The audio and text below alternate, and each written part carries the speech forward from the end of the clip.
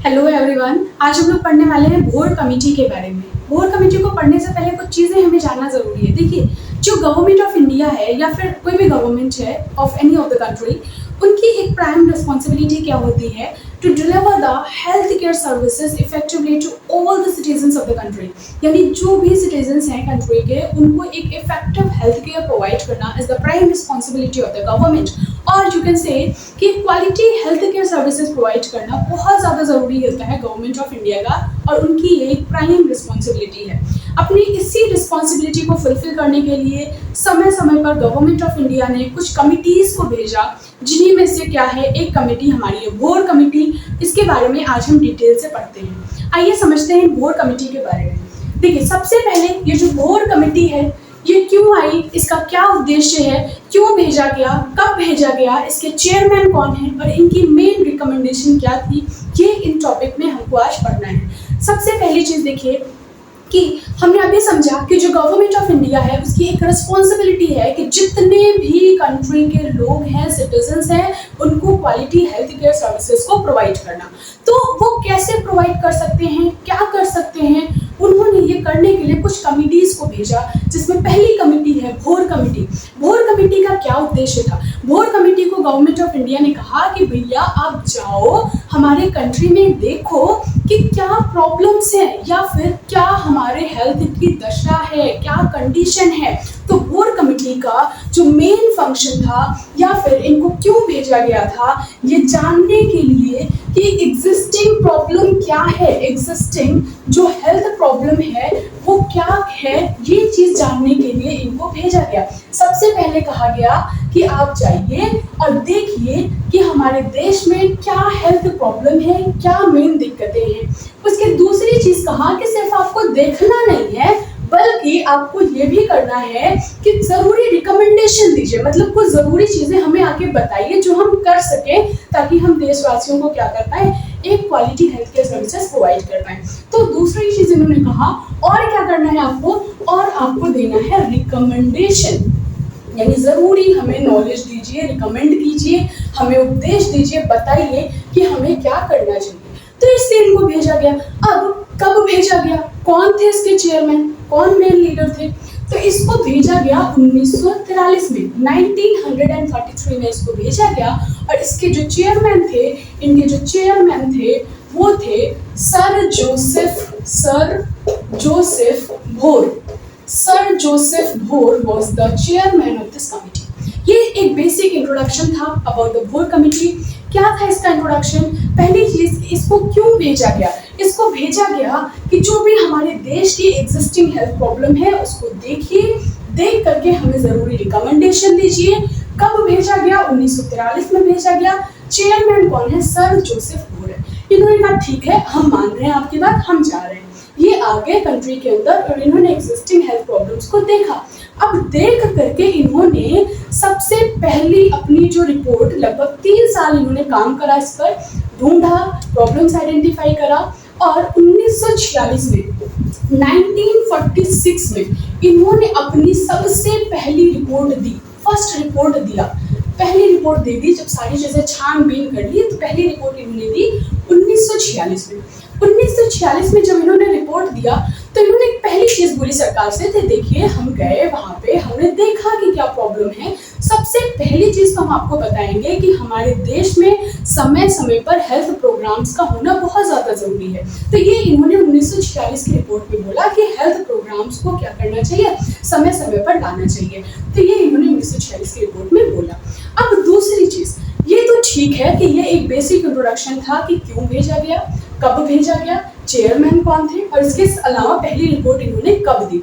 अब दूसरी चीज़ कि इनकी मेन रिकमेंडेशन क्या थी, इनकी मेन ज़रूरत या फिर मेन जो इन्होंने रिकमेंड किया सरकार को, वो क्या था, वो जानना ज़रूरी है। तो इनका मेन रिकमेंडेशन पढ़ना, क्योंकि ये बार बार क्वेश्चंस आते हैं इसमें से, अब बहुत ज़्यादा कंफ्यूज करते हैं, बिकॉज अभी तो हम एक ही कमिटी पढ़ रहे हैं, जब सारी कमिटीज़ को पढ़ेंगे तो हमें कन्फ्यूज़न होगा। मेन रिकमेंडेशन को पढ़ने से पहले एक चीज़ जानना ज़रूरी है कि ये जो हमारी कमेटी है भोर कमेटी, इसको और किस नाम से जानते हैं? तो इसको हम और एक नाम से जानते हैं, उसको जानते हैं health survey and development committee. Health survey and development committee. क्यों? क्योंकि ये जो है डेवलपमेंट के लिए ही आए थे। कैसे डेवलप करना था इनको करना था सर्वे करके। तो इनको बोला कि आप जाइए सर्वे कीजिए, देखिए क्या प्रॉब्लम है, उसके अलावा डेवलपमेंट के लिए आप जरूरी रिकमेंडेशन दीजिए। तो इसलिए इनको बोला गया health survey and development committee. ये इसका अदर नेम है, दूसरा नेम है ये। उसके बाद दूसरी चीज कि इनकी मेन रिकमेंडेशन क्या थी। तो मेन रिकमेंडेशन में पहली जो रिकमेंडेशन थी कि पीएससीज का होना बहुत ज्यादा जरूरी है। सरकार से इन्होंने बोला कि हमने देखा और हमारी जो पहली रिकमेंडेशन है वो ये है कि जो पीएससीज हैं उनका डेवलपमेंट होना बहुत ज़्यादा ज़रूरी है। तो इनका कहा कि firstly we should develop the पीएससीज, प्राइमरी हेल्थ सेंटर। इन्होंने क्या बोला कि अगर मान लीजिए आपके पास बजट नहीं है, ठीक है, अभी हम समझ रहे हैं कि इतनी जल्दी सारी चीज़ें नहीं कर पाएंगे, तो इसलिए पीएससी को डेवलप करने के लिए इन्होंने एक शॉर्ट टर्म गोल बोला कि अभी के लिए तो कम से कम आप इतना कर दीजिए, उसके बाद में एक लॉन्ग टर्म बेसिस पे कर दीजिएगा। तो शॉर्ट टर्म बेसिस पे इन्होंने क्या बोला, इन्होंने बोला कि 40,000 की जनसंख्या पर एक पीएससी होनी चाहिए। दूसरा बोला लॉन्ग टर्म बेसिस पे कितना होना चाहिए। तो लॉन्ग टर्म बोला इन्होंने कि जब आप अभी के लिए इतना कर दीजिए, कम से कम 40,000 का तो एक पीएससी ला ही दीजिए, उसके लॉन्ग टर्म बेसिस पे इन्होंने बोला कि 10,000 से 20,000 की जनसंख्या पर एक पीएससी होना चाहिए और साथ ही साथ कम से कम 75 बेड होने चाहिए। तो ये इन्होंने बोला इस पहली रिकमेंडेशन में, जो इनकी मेन रिकमेंडेशन थी। ये बहुत इंपॉर्टेंट पॉइंट है, कई बार यहाँ से क्वेश्चन पूछे गए हैं कि जो बोर्ड कमेटी है उनका पीएससी डेवलपमेंट का, या कह सकते हैं कि पीएससी डेवलपमेंट कौन सी कमेटी ने दी थी, तो वो बोर्ड कमेटी ने दी थी। ये इन्होंने पहली चीज बोली। उसके दूसरी चीज इन्होंने बोली कि ये तो पहली चीज आपको करनी ही करनी है। दूसरी चीज कि अगर आप चाहते हो लोगों को इक्वालिटी हेल्थ केयर सर्विसेज देना, तो उसके लिए आपको प्रिवेंटिव और क्यूरेटिव दोनों सर्विसेज को आपस में इंटीग्रेट करना पड़ेगा, यानी जोड़ना पड़ेगा, तब जाके हम quality health care services provide कर पाएंगे। तो इन्होंने दूसरी रिकमेंडेशन क्या दी, इन्होंने दूसरी रिकमेंडेशन दी इंटीग्रेशन। इंटीग्रेशन किस चीज का इंटीग्रेशन? इंटीग्रेशन करना, आपस में जोड़ना। किसको जोड़ना? प्रिवेंटिव और क्यूरेटिव को, यानी जो प्रिवेंटिव सर्विसेज हैं और क्यूरेटिव सर्विसेज हैं, इन दोनों को आपस में जोड़ना। तीसरी रिकमेंडेशन दी कि ये तो करना है, लेकिन हमारे पास स्टाफ भी तो होने चाहिए ये सारी चीजें करने के लिए। तो इसलिए इन्होंने तीसरी चीज बोला कि कम से कम 3 महीने की आप ट्रेनिंग दे दीजिए लोगों को, कुछ लोगों को सेलेक्ट करके 3 महीने की ट्रेनिंग दे दीजिए और उनको हम बोलेंगे सोशल डॉक्टर्स। सोशल डॉक्टर्स जिनको हम ट्रेन करेंगे कि कैसे आप प्रिवेंट कर सकते हो, कैसे आप उनको हेल्प कर सकते हो कि कैसे वो जाकर के इलाज लें। तो ऐसी कुछ ट्रेनिंग हम 3 महीने की तो कम से कम दे ही दें, जिनको हम क्या बोलेंगे? Social doctor. उसके चौथी चीज इन्होंने रिकमेंड करी, वो क्या बोला? इन्होंने बोला कि जो हमारे यहाँ के जो वल्नरेबल ग्रुप्स हैं, जैसे मदर हैं, जैसे बच्चे हैं, या इवन एनवायरमेंटल सैनिटेशन पे, हाइजीन पे, इन सब पे भी हमें बहुत ज़्यादा फोकस करना पड़ेगा। तो इन्होंने क्या बोला? वल्नरेबल ग्रुप पे फोकस करिए। वल्नरेबल ग्रुप जो है उन पे आप फोकस करिए, तब जाकर के क्या होगा? तब जाकर के हम क्या कर पाएंगे? एक क्वालिटी हेल्थ केयर सर्विसेज लोगों को प्रोवाइड कर पाएंगे। तो ये था आज के इस कमेटी के बारे में। बोर्ड कमेटी सबसे पहले क्यों भेजा गया इनको भेजा गया कि जो भी देश के जो एग्जिस्टिंग हेल्थ प्रॉब्लम है उसको देखना, इसके साथ साथ जो ज़रूरी रिकमेंडेशन है वो देना। कब भेजा गया? 1943 में। और इसके साथ साथ इसके जो चेयरमैन हैं वो कौन है? Sir Joseph bore. और इसको और किस नाम से जानते हैं? इसको जानते हैं health survey and development committee. अब इन्होंने पहले अपनी रिपोर्ट कब दी? 1946 में दी। और इनकी मेन रिकमेंडेशंस क्या थी? पहली तो रिकमेंडेशन पीएससी, जो आपको बिल्कुल नहीं भूलना है।